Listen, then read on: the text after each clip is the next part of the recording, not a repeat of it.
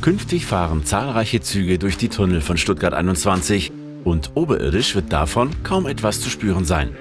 Im Flughafentunnel beispielsweise sorgt ein Masse-Federsystem dafür, dass Erschütterungen effektiv gedämpft werden. Jetzt wird das System getestet. Hält es, was es verspricht? Das Masse-Federsystem ist eine elastisch gelagerte Konstruktion. Der gesamte Gleisbereich liegt auf einer federnden Zwischenschicht, die ihn vom Tunnelboden entkoppelt. Diese elastische Lagerung sorgt dafür, dass ein Großteil der Erschütterungen gar nicht erst in das Bauwerk und somit auch nicht in die oberirdischen Gebäude übertragen werden kann.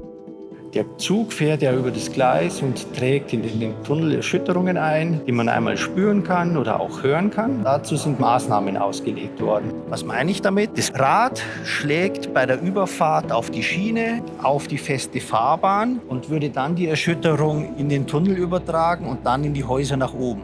Diese elastische Entkopplung, dieses Masse-Federsystem unterbindet die Übertragung in den Tunnel und somit werden die darüberliegenden Häuser wenig bis überhaupt nicht mehr belästigt.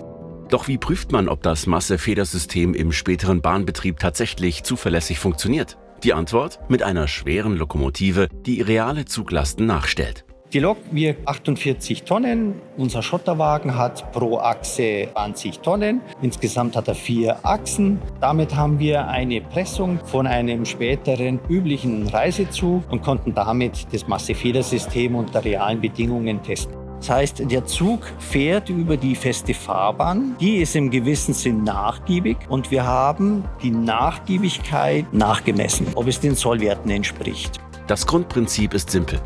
Das Masse-Federsystem verformt sich elastisch unter der einwirkenden Last. Mit dieser Grundverformung kann die Konstruktion des eingebauten Masse-Federsystems seine volle Wirkung erzielen und somit die Übertragung von Erschütterungen reduzieren. Sensoren an der festen Fahrbahn überwachen die Überfahrt mit der Lok und übertragen die Messwerte an den Computer.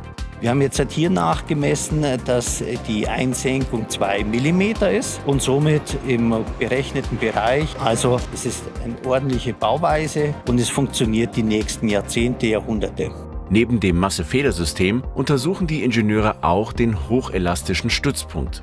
Dieser ist eine zweite Schutzmaßnahme. Er ist direkt unterhalb der Schiene angebracht und unterbindet ebenfalls den Erschütterungseintrag auf die Tunnelsohle, wenn auch in geringerem Maße.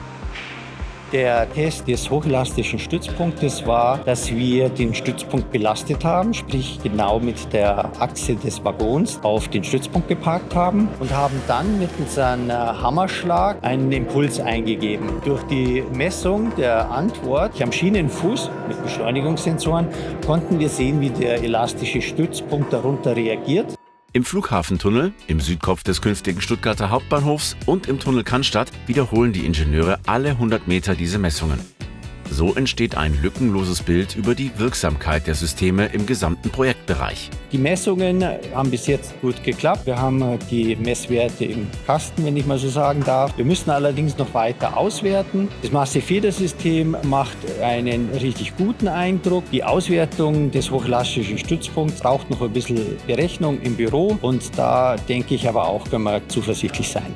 Die bisherigen Ergebnisse zeigen, das Masse-Federsystem und der hochelastische Stützpunkt ermöglichen es, dass die Züge später leise, erschütterungsarm und nahezu unbemerkt unter der Stadt verkehren können. Wenn ihr weitere Einblicke in die Bauarbeiten von Stuttgart 21 erhalten möchtet, abonniert gerne den Kanal.